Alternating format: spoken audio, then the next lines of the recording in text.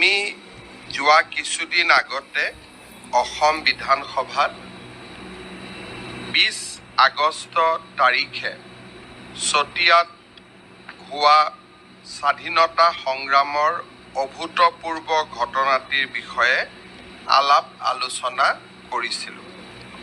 সন্মানীয় বিধায়ক পদ্ম হাজৰিকা ডাঙৰীয়াই এই বিষয়টো সদনত উত্থাপন কৰিছিলে আৰু আমি সকলোৱে এই বিষয়টোৰ গুৰুত্ব অনুভৱ কৰি চতিয়াৰ স্বাধীনতা সংগ্ৰামত থকা জাউতি যুগীয়া বৰঙণিৰ বিষয়ে আমি সকলোৱে লগ হৈ ৰোমন্থন কৰিছিলোঁ আৰু চতিয়াৰ সেই মুক্তি যুঁজাৰুসকলক আমি আমাৰ কৃতজ্ঞতা যাচিছিলোঁ। সিদিনাখনেই মই সদনত প্ৰতিশ্ৰুতি দিছিলোঁ যে অহা 3 আগষ্ট তাৰিখে মই যিহেতু উত্তৰ লখিমপুৰলৈ যাম, যোৱাৰ পথত চতিয়াত কিছু সময় থাকি চতিয়া থানাখনক লৈ আমি ভৱিষ্যতৰ আৰু কি পৰিকল্পনা কৰিব পাৰোঁ তাৰ বিষয়ে আমি কথা বতৰা পাতিম। আজি মোৰ সৌভাগ্য হ'ল চতিয়া থানা পৰিদৰ্শন কৰা। এই চতিয়া থানাৰ প্ৰাংগণত থিয় হৈ মই আকৌ এবাৰ সেইসকল মুক্তি যুঁজাৰুক মোৰ কৃতজ্ঞতা যাচিছোঁ, যিসকলৰ প্ৰচেষ্টাত 1942 চনৰ 20 আগষ্ট তাৰিখে আমাৰ ভাৰতৰ ত্ৰিৰংগ পতাকাখনি এই থানাত গৌৰৱেৰে সৈতে উত্তোলন কৰা হৈছিল। স্বাধীনতা সংগ্ৰামৰ বুৰঞ্জী যদি আমি অধ্যয়ন কৰোঁ, শ্বহীদ ভগত সিং, অৰুণা আশ্ৰফ আলী আদিয়ে ব্ৰিটিছৰ বিভিন্ন ঠিকনাত ত্ৰিৰংগ পতাকা উত্তোলন কৰাৰ উদাহৰণ আছে, কিন্তু থানাত গৈ ত্ৰিৰংগ পতাকা উত্তোলন কৰাৰ ইতিহাস মই এতিয়ালৈকে পঢ়িব পোৱা নাই।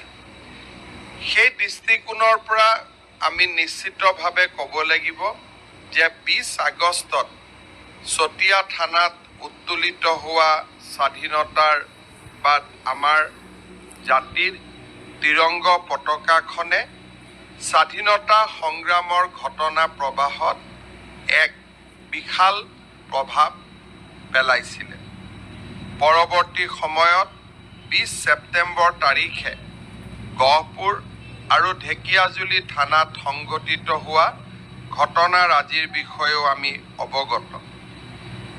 শ্বহীদ কনকলতাৰ পুণ্য স্মৃতিত আমি গহপুৰত এখন ৰাজ্যিক বিশ্ববিদ্যালয় স্থাপনৰ ভাৱেও আমি আগবাঢ়ি গৈছোঁ আৰু এই ধৰণেই স্বাধীনতা সংগ্ৰামৰ বিভিন্ন স্থানসমূহক আমি বিভিন্ন ধৰণে ইতিহাসৰ পাতত ৰাখি যাবলৈ আমি চেষ্টা কৰিছোঁ। আমাৰ চৰকাৰে যোৰহাটত 1942 চনৰ স্বাধীনতা আন্দোলনৰ সময়ত আমাৰ ৰাজ্যৰ প্ৰায়বিলাক প্ৰবীণ স্বাধীনতা সংগ্ৰামী সেই সময়ত যোৰহাটত কাৰাৰুদ্ধ হৈছিল। শ্বহীদ কুশল কোঁৱৰক যোৰহাটতে ফাঁচী কাঠত ব্ৰিটিছে ওলমাইছিলে। সেই থানাখনো এতিয়া, সেই জেলখনো আমি এতিয়া জেলৰ পৰা উলিয়াই আনি স্বাধীনতা সংগ্ৰামৰ স্মৃতি ৰোমন্থন কৰিব পৰাকৈ এখন ঐতিহ্য ক্ষেত্ৰলৈ ৰূপান্তৰ কৰাৰ কাম আমি হাতত লৈছোঁ। চতিয়াৰ ক্ষেত্ৰত মই ভাবোঁ যে আমি ইতিমধ্যে 20 আগষ্ট দিনটো চতিয়া দিৱস হিচাপে পালন কৰাৰ এটা উজ্জ্বল পৰম্পৰা 1920 চনৰ পৰা আৰম্ভ কৰিছোঁ। এতিয়াৰ পৰা চতিয়া ৰাইজৰ লগত আমাৰ ৰাজ্যৰ সাংস্কৃতিক বিভাগে যৌথভাৱে চৰকাৰীভাৱে চতিয়া দিৱসটো পালন কৰিব। এই বিষয়ে ইতিমধ্যে মই বিধানসভাত উল্লেখ কৰিছোঁ। চতিয়া থানাখন সংৰক্ষণ কৰাৰ বাবে প্ৰচেষ্টা লোৱা হৈছে।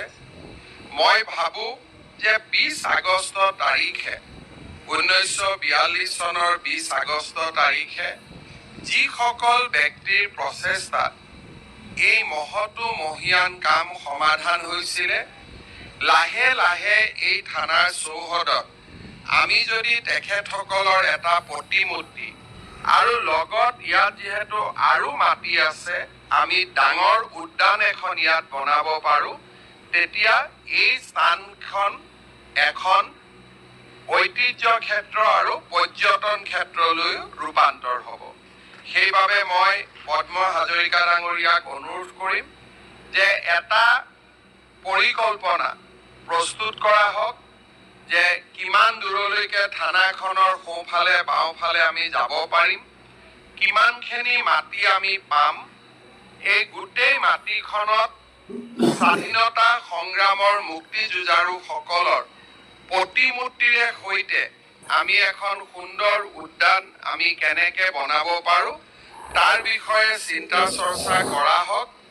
আৰু অহা বছৰ 20 আগষ্ট তাৰিখে আমি যাতে সেই কামৰ শুভাৰম্ভ কৰিব পাৰোঁ, তেনেধৰণে গোটেই প্ৰক্ৰিয়াটো আগুৱাই লৈ যোৱা হওক। ইয়াৰ বাবে প্ৰয়োজনীয় পুঁজি পোনপ্ৰথমতে 5 কোটি টকা আৰু পিছত প্ৰয়োজন হ'লে আৰু অধিক পুঁজি যোগানৰ বাবে মই আজিয়ে আপোনালোকৰ আগত কথা দিছোঁ যে প্ৰথম পৰ্যায়ত আমি 5 কোটি টকা তৎকালীনভাৱে আৰু পৰিকল্পনাৰ ভিত্তিত যি ধৰণে য'ত যেনেকৈ প্ৰয়োজন হয় পৰৱৰ্তী সময়ত আৰু পুঁজি যোগানৰ বাবে আমি ৰাজ্য চৰকাৰে সমস্ত ব্যৱস্থা আমি গ্ৰহণ কৰিম। পুনৰ এবাৰ চতিয়াবাসী ৰাইজক মই ধন্যবাদ জনাইছোঁ। যোৱা কিছুদিন আগতে মই চতিয়ালৈ আহিছিলোঁ, সেই দিনাখনো যিকেইটা আঁচনিৰ কথা আমি ঘোষণা কৰি গৈছিলোঁ, এই গোটেইকেইটা আঁচনিৰ কাম ইতিমধ্যে ৰাজ্য চৰকাৰে আগবঢ়াই লৈ গৈছে।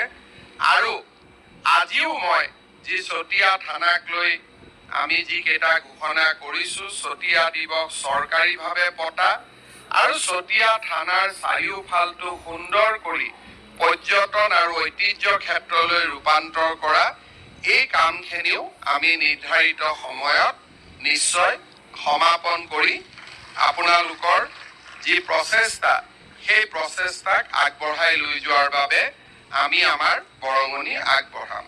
পুনৰ এবাৰ মই চতিয়াবাসী ৰাইজক এই গৌৰৱময় দিনটোত অভিনন্দন জনাইছোঁ। চতিয়া সমষ্টিৰ বিধায়ক নদুৱাৰ সমষ্টিৰ বিধায়ক পদ্ম হাজৰিকা ডাঙৰীয়াক অভিনন্দন জনাইছোঁ। ৰঞ্জিত দত্ত ডাঙৰীয়াক ধন্যবাদ জনাই মই মোৰ বক্তব্যৰ সামৰণি মাৰিছোঁ।